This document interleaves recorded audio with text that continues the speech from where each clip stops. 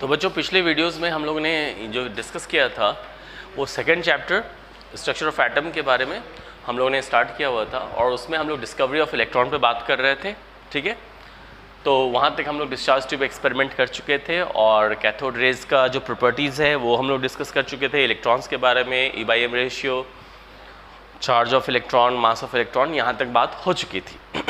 तो वहाँ तक के एक्सपेरिमेंट से ये था कि एक सब एटॉमिक पार्टिकल यानी एटम के अंदर का जो पार्टिकल है इलेक्ट्रॉन, उसके बारे में हम लोग पता कर चुके थे। अब इसके बाद जो बात हुई थी, एक गोल्डस्टाइन साइंटिस्ट थे, उन्होंने जो है प्रोटॉन के बारे में पता किया था, है ना। तो सेटअप वैसा ही था सारा चीज़, जैसे अभी हम लोग जो cathode ray discharge tube experiment पढ़ रहे थे वैसे ही डिस्चार्ज ट्यूब लिया गया और वैसे ही, लेकिन उसको थोड़ा सा मॉडिफाई किया गया। जैसे यहाँ पे हमारा एक्सपेरिमेंट वाला पार्ट जो है वो उतना इम्पॉर्टेंट नहीं है, इसलिए उस पर हम लोग बहुत ज़्यादा फोकस भी नहीं करेंगे, NCERT में भी नहीं किया हुआ है।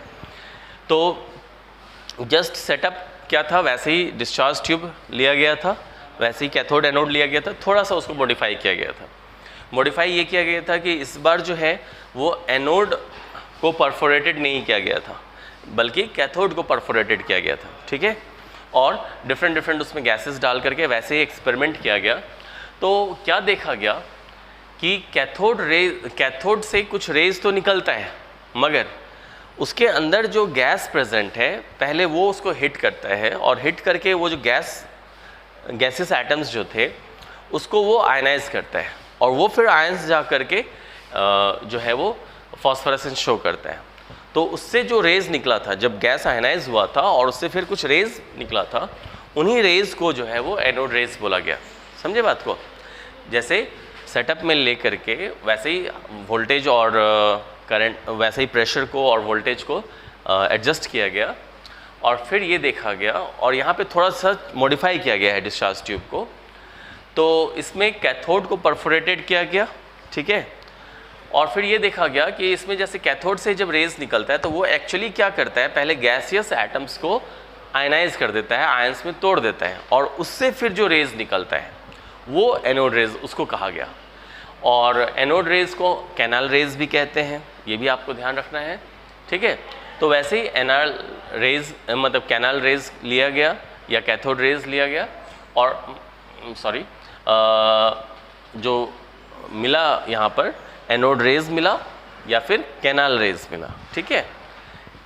एनोड रेज या फिर कैनाल रेज उसको लिया गया और उसके प्रॉपर्टीज़ को फिर उसी तरह से स्टडी किया गया जैसा कैथोड रे में किया गया था। अंतर क्या था? थोड़ा सा जस्ट एक ऑपोजिट बिहेवियर है दोनों का।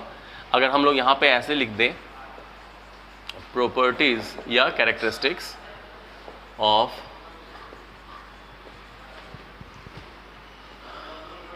एनोड रेज या फिर कैनाल रेज, ठीक है। प्रॉपर्टीज ऑफ एनोड रेज या फिर कैनाल रेज, इसके प्रॉपर्टीज को स्टडी किया गया। तो वैसे ही यहाँ पे भी था कि in the absence of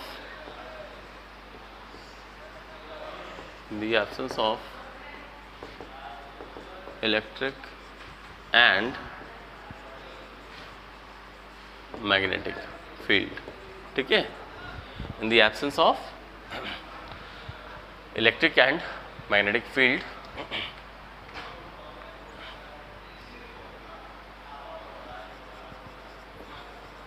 anode rays travel in a straight line, ठीक है। स्ट्रेट लाइन में ट्रैवल करता है, लेकिन कब? एब्सेंस में। किसका absence? Electric field magnetic field का एब्सेंस। और in the presence of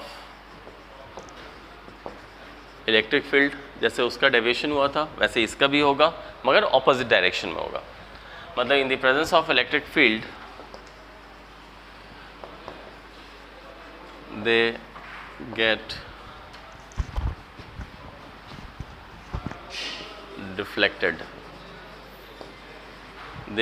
deflected, towards negatively charged plate. This confirms the positive charge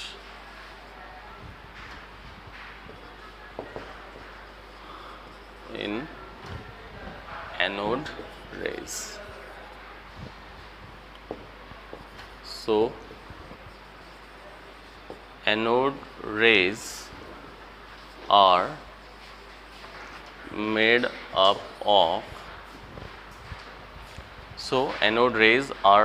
of positively charged particles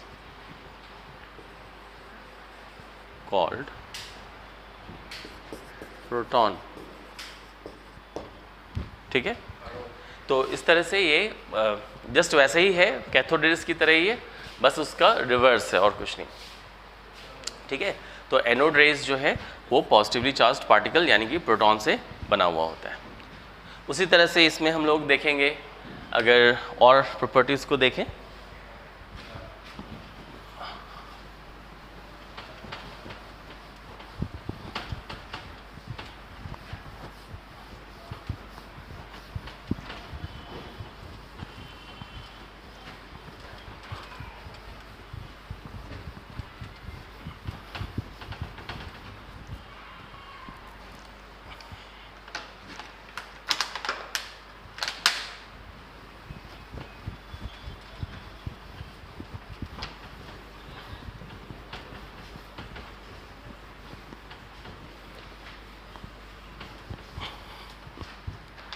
तो इसी तरह से हम लोग अगर और प्रॉपर्टीज़ को स्टडी करेंगे तो वहाँ पे हम लोग थर्ड प्रॉपर्टी क्या लिख सकते हैं, anode rays get deflected towards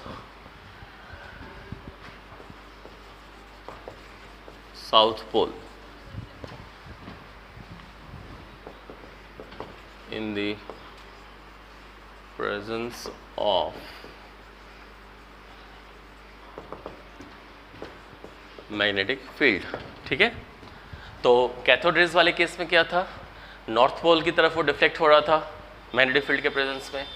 anode rays में जस्ट उसका उल्टा, साउथ पोल की तरफ वो डिफ्लेक्ट होगा मैग्नेटिक फील्ड में। एक और इम्पॉर्टेंट पॉइंट क्या है यहाँ पर, जैसे कैथोड रेज में हम लोगों ने ये पढ़ा कि E/M रेशियो याद होगा वो कांस्टेंट था, यानी कि वो नेचर ऑफ गैस पर डिपेंड नहीं कर रहा था। कैथोड रे डिस्चार्ज ट्यूब में हम जो भी गैस ले रहे थे, कोई भी गैस लेते, लेकिन कैथोड रेज वाले केस में E/M का वैल्यू कांस्टेंट आ रहा था, मगर वो चीज़ यहाँ पे नहीं है। यहाँ पर क्या है कि E/M रेशियो यानी कि चार्ज टू मास रेशियो, ये ना है, चार्ज टू मास यानी कि E/M, charge to mass ratio या E/M ratio for anode raise. ठीक है, E/M रेशियो या charge to mass ratio for anode rays is not constant, ठीक है, it depends upon the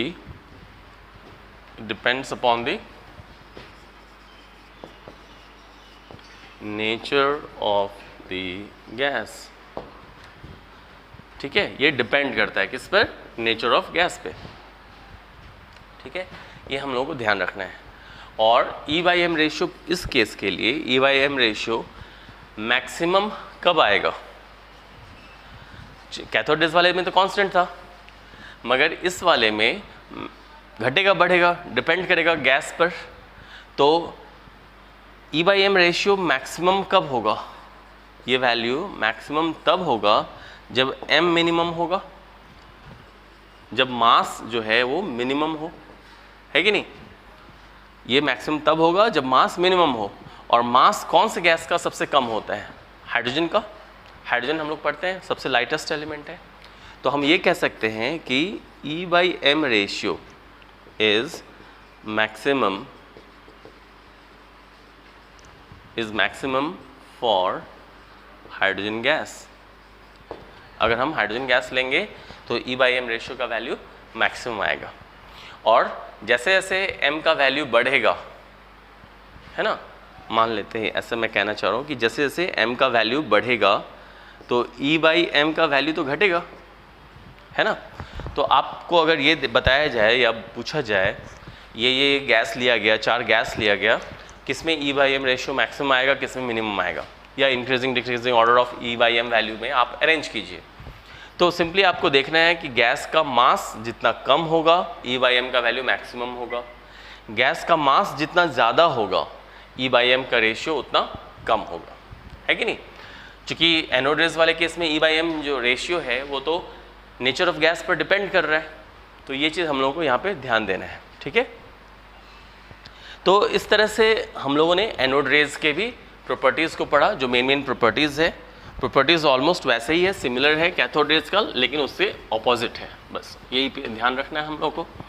तो इस तरह से साइंटिस्ट लोगों ने अभी तक जो है वो सब एटॉमिक पार्टिकल्स में इलेक्ट्रॉन और प्रोटॉन, इन 2 चीज़ों को उन्होंने पता कर लिया था, ठीक है, डिस्कवर कर लिया था कि सब एटॉमिक पार्टिकल्स जो हैं वो इलेक्ट्रॉन भी हैं, प्रोटॉन्स भी हैं, उनके नेचर के बारे में, उसका चार्ज, उसका मास, ये सब वो लोग पता कर चुके थे, ठीक है, डिस्चार्ज ट्यूब एक्सपेरिमेंट के थ्रू। अब इसके बाद ये देखा गया कि एक और थर्ड पार्टिकल की ज़रूरत ये पड़ गई वहाँ पर। देखिए, जैसे एक्चुअली पहले से पता था साइंटिस्ट लोगों को कि जैसे एटम है, एटम ओवरऑल अगर एटम को देखें तो एटम जो होता है वो न्यूट्रल होता है, ये पहले से उनको पता था। दूसरी बात उनको ये भी पता थी कि कोई भी स्फेरिकल बॉडी का जो मास होता है वो सेंटर पे फोकस्ड होता है, सेंटर पे कॉन्सेंट्रेटेड होता है, ठीक। तो अब वो जब वो इलेक्ट्रॉन हमको पता चल चुका था, प्रोटॉन हमको पता चल चुका था, ये 2 चीज़ साइंटिस्ट लोगों को पता चल चुका था, तो इसका भी मास पता था, इसका भी मास पता था, ठीक है। और किसी एटम में उन्होंने देखा कि ये इतना इलेक्ट्रॉन है और इतना प्रोटॉन्स है, संख्या, इलेक्ट्रॉन्स का संख्या भी पता है, प्रोटॉन्स का संख्या भी उनको पता चला, तो दोनों का मास भी वो टोटल कर लिए। तो टोटल मास जब वो कर लिए तो वो क्या देख रहे हैं कि एटम का जो टोटल मास है उसके बराबर वो नहीं आ रहा है, ठीक है। कहने का मेरा मतलब समझ रहे हैं आप। जैसे कि मान लेते हैं कि कोई एक एटम है, ठीक है, और इसका मास सपोज करते हैं कि 100 है, सपोज, ठीक। एक इलेक्ट्रॉन मान लेते हैं, यहाँ इलेक्ट्रॉन्स भी है, इसमें प्रोटॉन्स भी है, उनको तो ये पता चला था अभी तक। और एक इलेक्ट्रॉन का मास सपोज करते हैं कुछ भी, मान लेते हैं कि 2, सपोज, एक जस्ट मैं ऐसे अंदाज़ा बोल रहा हूँ, ठीक है। और मान लेते हैं इसमें इलेक्ट्रॉन्स जो यहाँ पर है वो 30 इलेक्ट्रॉन्स है, सपोज करते हैं, ठीक है। और मान लीजिए कि प्रोटॉन्स भी 30 आया, ठीक, और ठीक है ना। और प्रोटॉन का मास कुछ भी, हालांकि बहुत थोड़ा सा डिफरेंस होता है, लेकिन मैं कुछ और मान लेता हूँ, इसको मान लेता हूँ 3, मान लेते हैं 1 मिनट के लिए, ठीक है। तो 3 नहीं, मान लेते हैं कि ये आपको 20 है, ठीक है, और ये 10, ऐसे सब सपोज करिए ये 10 मान लिया, ठीक है, मान लेते हैं, हाँ, कि इलेक्ट्रॉन भी 10 है, प्रोटॉन भी 10 है, इसका मास 3, इसका मास मान लीजिए 2, तो इसका टोटल मास कितना हो जाएगा 20, इसका टोटल मास कितना हो जाएगा 30, है ना। और ये जो है एटम, उसका टोटल मास 100 मान लीजिए पता है। तो यहाँ से क्या पता चलेगा, एक जनरल वे में अगर हम लोग डिस्कस करें तो इसके चलते 20, इसके चलते 30, 30 और 20 50 ऐड कर दिए, लेकिन है टोटल 100। इसका मतलब ये पता लग रहा है कि ज़रूर इसमें कोई और भी पार्टिकल है जिसका कुछ ना कुछ मास होगा, ठीक है। इससे तो यही कंक्लूजन निकल रहा है ना, क्योंकि टोटल तो इसके बराबर हो नहीं रहा है। इसका मतलब क्या हुआ कि ज़रूर यहाँ पे कोई और पार्टिकल मौजूद है जिसका कि मास होगा, तभी तो मास 100 पे जाएगा, ठीक है। और दूसरी बात ये कि यहाँ तक ये पता था कि एटम न्यूट्रल होता है, यानी कि टोटल चार्ज 0 होगा, टोटल चार्ज बोल रहा हूँ, ठीक है। तो इलेक्ट्रॉन और प्रोटॉन प्रेजेंट है। इलेक्ट्रॉन के बारे में पता चल चुका था कि नेगेटिव चार्ज है, प्रोटॉन के बारे में पता चल चुका था कि पॉजिटिव चार्ज है। ये दो चीज़ हम लोगों को पता चल चुका था, मतलब साइंटिस्ट लोगों को, ठीक है, कि proton positive charge, electrons negative charge, ये दोनों चीज़ें पता थी। तो यानी चार्ज के हिसाब से अगर देखें तो जितना नेगेटिव चार्ज है उतना ही पॉजिटिव चार्ज है, 10-10, यानी टोटल नेगेटिव टोटल पॉजिटिव बराबर है, यानी टोटल जोड़ दें तो 0 आएगा चार्ज। तो यहाँ तक तो ये पता चल चुका है इलेक्ट्रॉन के नंबर से और प्रोटॉन के नंबर से कि एटम न्यूट्रल है, क्योंकि दोनों का नंबर सेम है और दोनों ऑपोजिट चार्ज है। तो इससे ये भी कंक्लूजन निकला कि ज़रूर थर्ड पार्टिकल जो हम लोग बात कर रहे हैं यहाँ पे, कि एटम के अंदर एक तीसरा भी कोई पार्टिकल होगा, क्योंकि मास पूरा हो नहीं रहा था, तो उसका कुछ ना कुछ मास होगा, ये कंक्लूजन हुआ। और दूसरी बात ये निकल के आई कि वो जो तीसरा पार्टिकल हम बोल रहे हैं वो ज़रूर न्यूट्रल होगा। ये कैसे कंक्लूजन किए? क्योंकि भाई ऑलरेडी इलेक्ट्रॉन और प्रोटॉन्स के बारे में पता था कि उनका नंबर इक्वल है और पॉजिटिव और नेगेटिव चार्ज का नंबर इक्वल है, यानी कि दोनों इक्वली कैंसिल कर रहे हैं एक दूसरे को, तो टोटल न्यूट्रल तो हो ही गया। अब अगर कोई थर्ड पार्टिकल यहाँ पे हम बोलेंगे और उस पर मान लेते हैं कि पॉजिटिव चार्ज हो, तो टोटल तो फिर कुछ पॉजिटिव चार्ज आ जाएगा ना, क्योंकि ये दोनों तो चार्ज 0 कर रहा है। तो अगर वो पॉजिटिवली चार्ज होगा तो एटम पॉजिटिव हो जाएगा, अगर वो नेगेटिवली चार्ज होगा तीसरा पार्टिकल तो एटम भी नेगेटिव हो जाएगा, है कि नहीं? तो इसलिए ये कंक्लूजन निकाला गया कि थर्ड पार्टिकल भी यहाँ पे प्रेजेंट है, क्योंकि मास पूरा नहीं हो रहा था और वो भी न्यूट्रल होगा थर्ड पार्टिकल, तभी एटम जो है एज अ होल, एटम पूरा एटम जो है वो न्यूट्रल आएगा, तभी आएगा जब थर्ड पार्टिकल का भी चार्ज 0 होगा, ठीक है। तो फाइनली ये जो है कंक्लूजन निकला और इसका क्रेडिट जाता है कैडविक साइंटिस्ट को। उन्होंने ये कंक्लूड किया कि एटम के अंदर कोई तीसरा भी पार्टिकल प्रेजेंट है जिसका कुछ ना कुछ मास होगा और वो न्यूट्रल होगा, ठीक है। इसी को नाम दिया गया न्यूट्रॉन, ठीक है बच्चों, न्यूट्रॉन इसी का नाम पड़ा। तो इस तरह से डिफरेंट एक्सपेरिमेंट्स से, डिफरेंट स्टडीज़ से फाइनली ये कंक्लूड किया गया कि एक एटम जो होता है उसके अंदर कुछ पार्टिकल्स प्रेजेंट होते हैं, नाम दिया गया इलेक्ट्रॉन, प्रोटॉन, न्यूट्रॉन, और यही 3 पार्टिकल्स जो हैं इनको बोला गया सब एटॉमिक पार्टिकल्स, ठीक है। सब एटॉमिक पार्टिकल्स, जैसा कि स्टार्टिंग में ही मैंने बताया था कि सब एटॉमिक का मतलब एटम के अंदर, है ना। तो सब एटॉमिक पार्टिकल्स मतलब एटम के अंदर जो पार्टिकल्स हैं वो कौन कौन हो गए? इलेक्ट्रॉन, प्रोटॉन्स और न्यूट्रॉन्स, ठीक है बच्चों। तो यहाँ तक यही डिस्कशन हम लोग आज क्लोज कर रहे हैं और यहाँ तक हम लोग ने ये समझा कि कैसे डिफरेंट साइंटिस्ट ये कंक्लूड किए फाइनली कि एटम के अंदर 3 सब एटॉमिक पार्टिकल्स होते हैं, इलेक्ट्रॉन, प्रोटॉन्स और न्यूट्रॉन्स, ठीक है। फिर इसके बाद हम लोग और आगे के वीडियोज़ में इसको और आगे ले जाएंगे अपने डिस्कशंस को और डिटेल में जानेंगे कि एटम्स में और क्या सब होता है, कैसा दिखता है, क्या कैसे सब, ठीक है। Okay, thank you.